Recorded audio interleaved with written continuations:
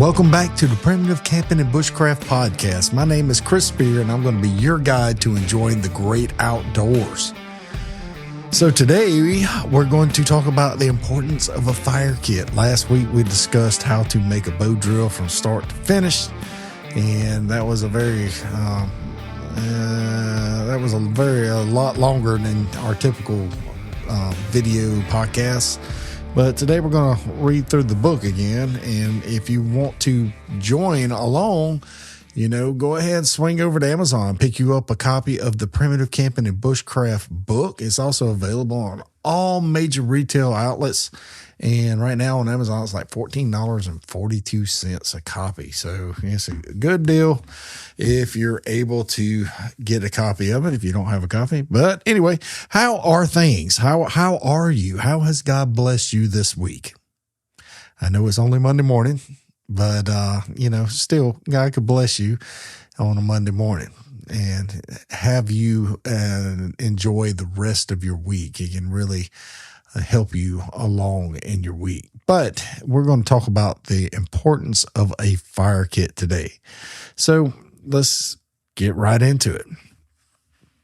A fire kit is a collection of items that can be used to start a fire. Duh. Hello. So how many times do you ever get out into the woods and, you only brought one thing with you? You only brought like a cigarette lighter. Now, I've done it before. I've gone out into the woods.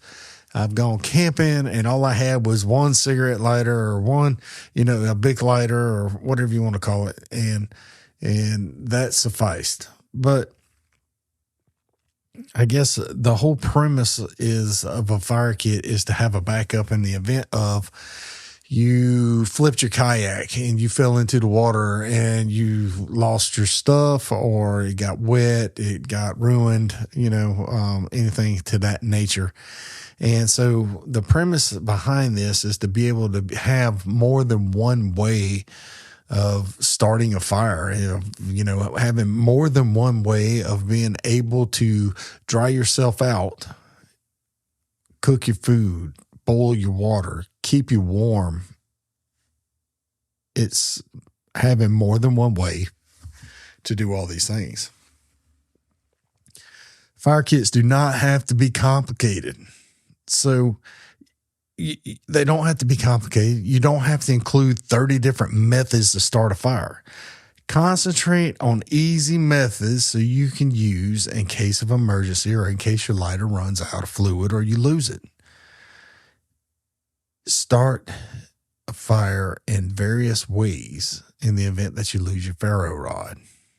I cannot stress it enough that you should practice different ways because things happen. Life happens. Murphy is coming after you. Murphy's Law is going to happen, and always make sure that you can get out and practice with every item that you pack or every item that you bring, and then we're going to go over a few different things here, and that's really going to clarify some stuff. And this will be the second time through this whole book and podcast series that we talked about a fire kit, but this time we're really going to take a deep dive and we're really going to get into the weeds. And I'm thinking that we're pretty much going to read, not word for word, because I don't want to do it word for word out of the book, but we're really going to take a deep dive into why and what and how.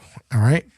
So first up, one of the items that you can bring with you and have multiple of and probably, never have an issue is big lighters. You could buy a pack of 10 lighters, have one in a fishing box, one in a hunting box, one in, your pair of pants, one in a shirt pocket, jacket pocket, one in your backpack, one in a fire kit, one in your whatever. You can have 10 different places that you got a lighter. And let me be honest with you. The Bic lighter is the number one single most cost-effective and reliable way to start a fire in modern history. It really is. It is the easiest, most disposable, most reliable way to start a fire. And other brands are nice, but the Bic lighter is the top of the line. So, but I'm not endorsing any kind of a company, but the product speaks for itself. You get down into 30 degrees, it has trouble lighting, but you got to keep it warm.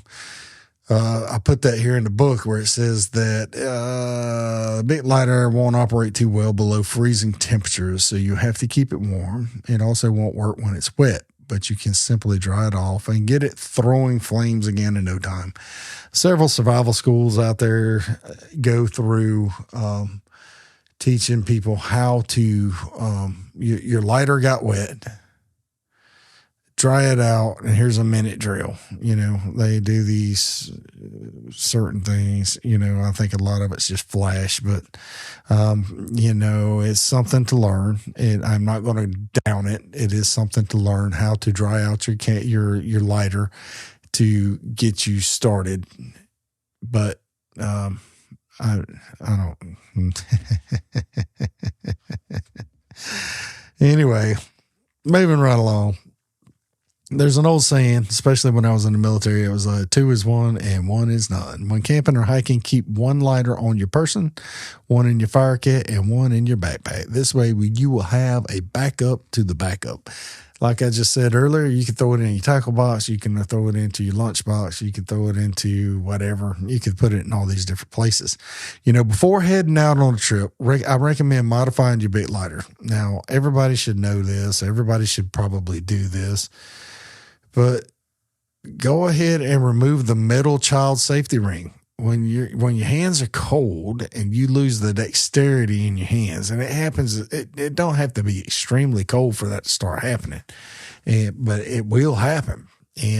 But if you start losing the dexterity in your hands because your hands got cold, it's going to become difficult to depress that little metal ring in order to strike the wheel. And that is the honest to God's truth. That has happened to me before. And I'm telling you now, take that metal ring off. Take that child safety thing off. Get it off of there. So wrap duct tape around your lighter. This is another tip. Wrap duct tape around your lighter for later use. The tape it serves many uses. You can use it as like a fire extender. You can light it and use it as a match. You could light the duct tape. It burns slowly and long, and it saves the fuel in your lighter if you're that worried about, overusing your lighter. Personally, I don't think I've ever used a lighter until it ran out of fluid. I have cracked the lighter before, but I have not. I have lost a lighter before. Matter of fact, the last camping trip I was on, I lost a lighter. Set it down. I always used a bright orange or bright green or something bright that you could see if you set your lighter down on the ground, because it'll be easy for you to recognize, hey, I set this dude down, I lost it, and now we can know what to look for. And it's easier to find a bright orange, bright green, hot pink lighter. Excuse me. So next up is going to be char cloth. Char cloth is essentially a small scale variation of charcoal. This handy material is usually made from the organic fibers such as cotton and old denim jeans. Side note here, denim jeans seem to work amazing with this method. Now, you can also use other materials such as cotton balls and tampons. There's a big thing about tampons. And I did a video on how to start a fire with a friction fire with a tampon. And that's what catapulted me into the position that I'm into today because of a little hack. And this little hack was pretty cool. A lot of people, it got me all the way up to MTV's ridiculousness. And that was like 20 seconds there of being ate alive by them folks. I mean, they really ate me up. But anyway, you can make it out of denim jeans. Denim jeans is awesome. You can even substitute natural materials like dried moss, leaves, certain fungi, punkwood. Punkwood is the spongy, rotten wood that you find in an old standing dead tree. You can use broken down or processed barks like willow or poplar. Process The process of making char cloth is not very hard. You'll need a little tin can, like an Altoids tin can, and you'll put your material in there, which is usually cotton t-shirt, cotton towel, denim jeans, something to that nature. You'll put it inside the tin can, and then you will set that can in the fire. You don't have to poke a hole in it. You can if you want to. I mean, there's so many technicality police out there that they love policing everything that I do. It's almost like I got a bunch of fact checkers, checking everything the moment I say something or do something. And it's like, you don't have to have, I know that.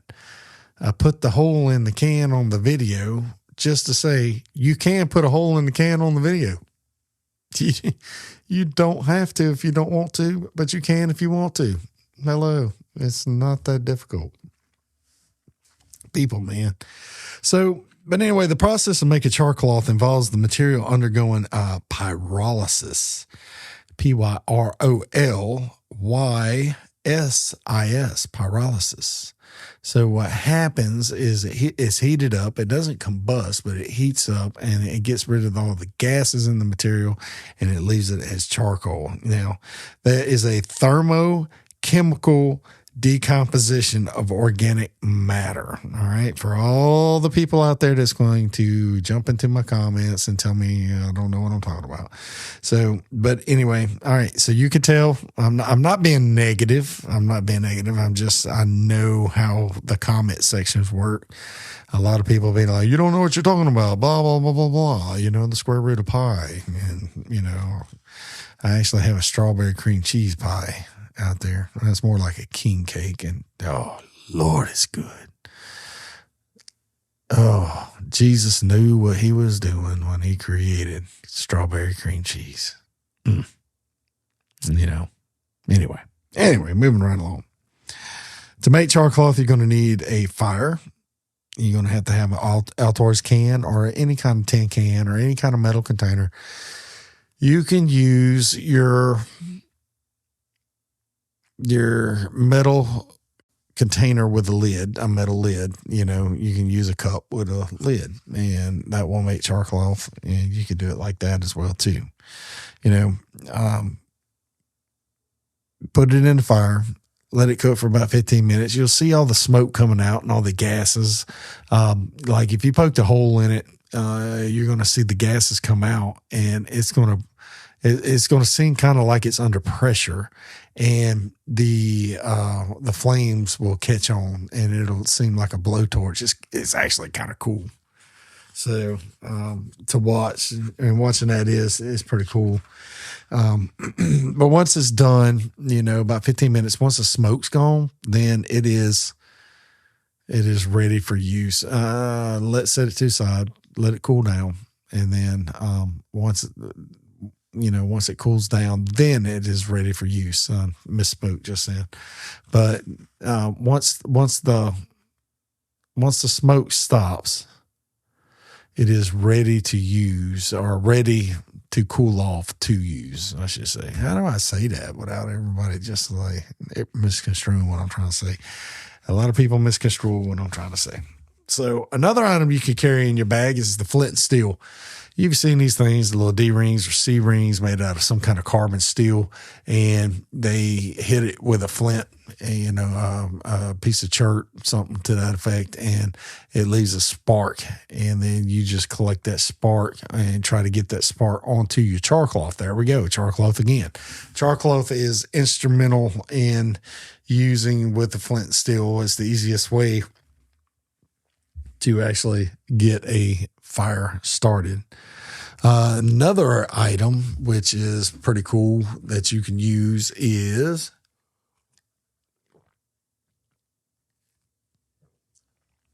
a pencil sharpener.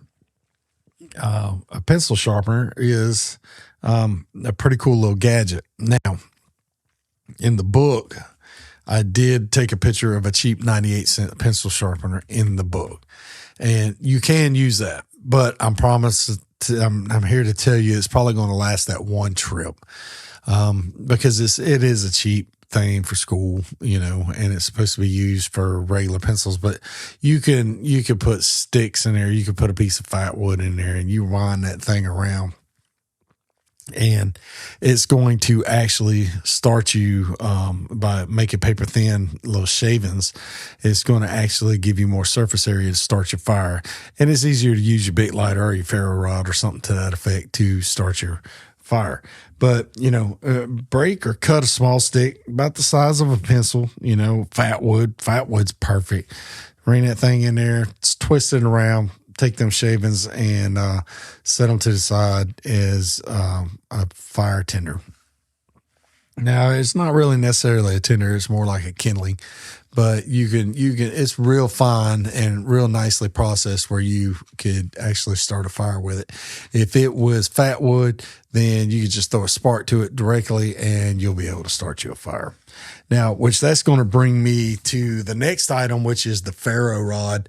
The ferro rod is amazing. I've done so many videos, and I dedicated a whole episode to this podcast on ferro rods, and ferro rods are just amazing little creatures, and I detail them on page 148. But the ferro rod is one of the most efficient tools available when it comes to starting fires. I mean, next to a big lighter. They come in all shapes and sizes. I usually have one in my pocket. I took it out on my keychain while ago when I got home. But, I got a little nanotech, I think it's nanotech, and it's a small one. And it's great. USO, UST, or whatever it is. They have UTS, or I forget what it is. But they have a good emergency one, and there's orange, and we did a whole episode of ferro rods here recently. So if you want to, click that little link up above here and then go check out the ferro rod section. Most ferro rods allow you to start more than 20,000 fires over the course of its lifespan. And that's a lot of fires. And not necessarily 20,000 fires, but it allows you to strike it about 20,000 times. So each ferro rod, for 20,000 strikes, potentially can have 20,000 fires. That's a lot of fires. That means that your ferro rod is going to last a long time, and it is extremely, extremely reliable. Now, another item that you want to use, I got two of them here. One's a magnification lens and one's a magnification mirror. And, the lens is like, you could double it up. You can use it as something to see for like first aid or to read or something to that effect. But you can see to get splinters out or whatever. But anyway, a magnification mirror will actually allow you to signal, and then it would allow you to look in your eye or along your face or something to that effect, or, look down if you got to check your hemorrhoids or something, whatever it is that you need a mirror for, even starting a fire. But the lens is self-explanatory because it's usually like a magnifying glass or Fresnel lens or something to that effect. And you take these things and you amplify the sun's rays on a bright day, and you amplify the sun's rays, and it will actually give you enough heat to start a fire. Now, what I've found is that it actually works great. A magnification lens and a magnification mirror works hand in hand with char cloth. I mean, they work perfect with char cloth. And, so char cloth is another, it shows itself here as to how versatile it really is, how versatile, how amazing that stuff really is. But a magnification mirror is a magnification lens that, serves multiple purposes. Like I was saying a while ago, you can use it to start a fire on a sunny day, but you can also use it for signaling if you're lost, and you can use it to mirror if you need to get something out of your eye or have an urge to shave while you're in the woods. I'm never going to have the urge to shave while I'm in the woods unless I'm trying to make a fly for fishing. I am not going to shave.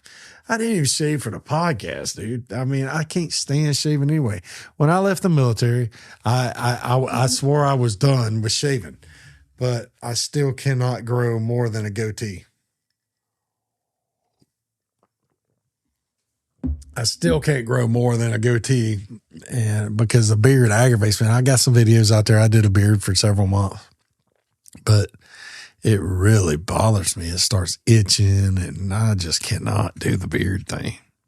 So, but anyway, so, this is one thing that there's other stuff that you could put in here for fire kit. You could put a pack of Blackbeard fire plugs. I use those things religiously. I use them constantly.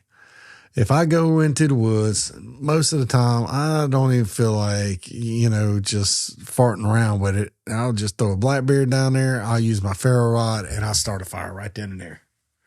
Now, you can use other things. Like I've made fire biscuits, and in this book, I outline how to make fire biscuits. You're using the not alcohol, but the makeup remover pads, the little small flat discs, and you're taking those and you're saturating them in, you can do it in Vaseline, you can do it in lighter fluid. I did it in lighter fluid, and then you melt some wax and you drop them things down in the wax. So the wax is essentially sealing in the lighter fluid or the whatever you're wanting to use to light your fire. Now, these things, all you do is you just break it, put a spark to it, and voila, you're done. You're done. I mean, it's going to start you a very good fire. Let's see. There's other methods there. Fatwood is going to be one of the best things that you can find. It's all natural. It's not going to let you down, and it's waterproof, and it runs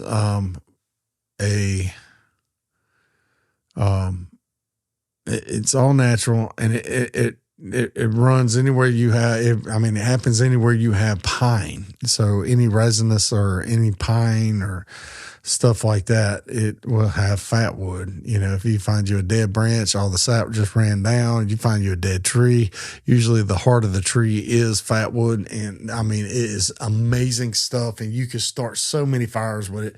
And you can have one piece about this long and you just scrape a bunch. Shavings, and I do it almost all the videos on starting fire. I use fatwood shavings, and I'll put shavings out on the wet ground and start a fire in the wet. I did it in the snow.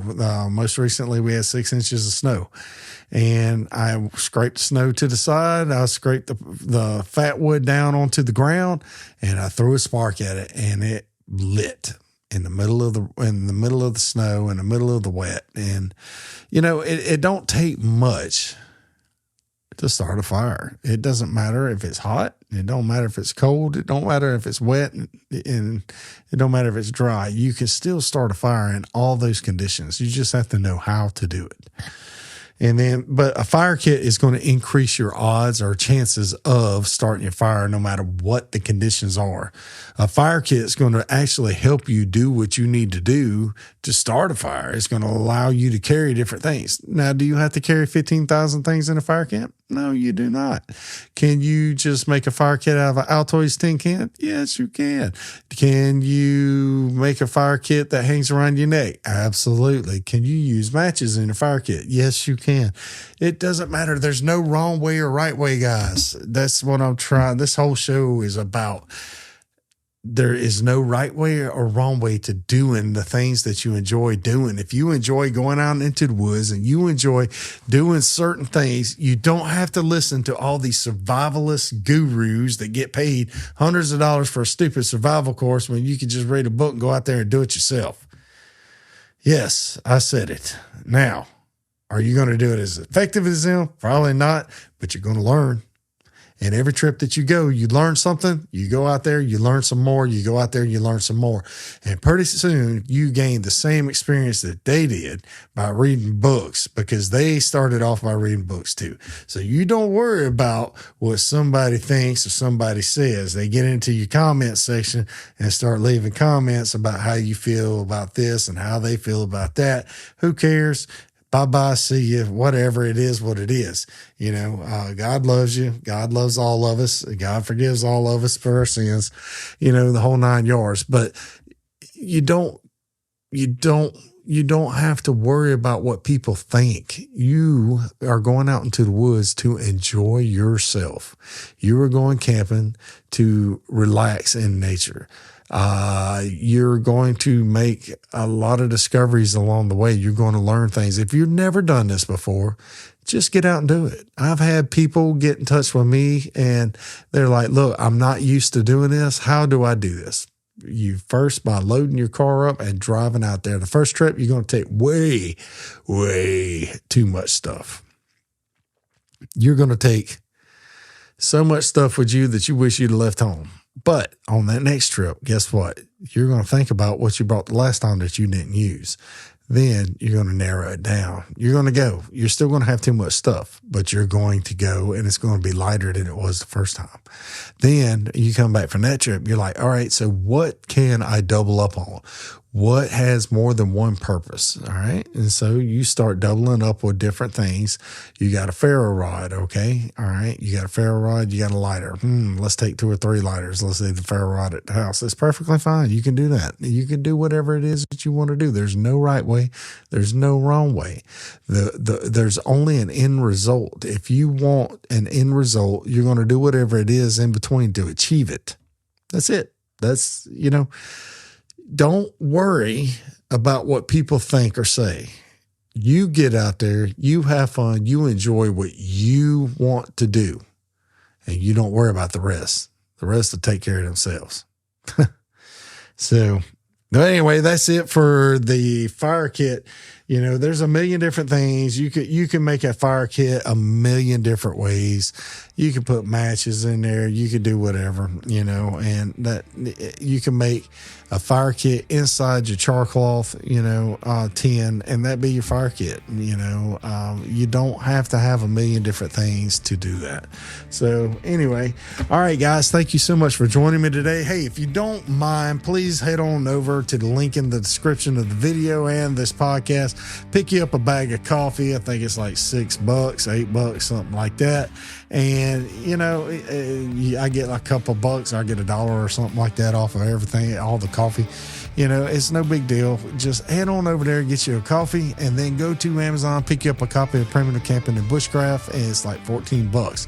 Then head on over to Facebook and join the Facebook group, Primitive Camping and Bushcraft, where we got like 7,000 like-minded individuals that enjoy really getting out into the woods and doing something with their skills and learning new skills.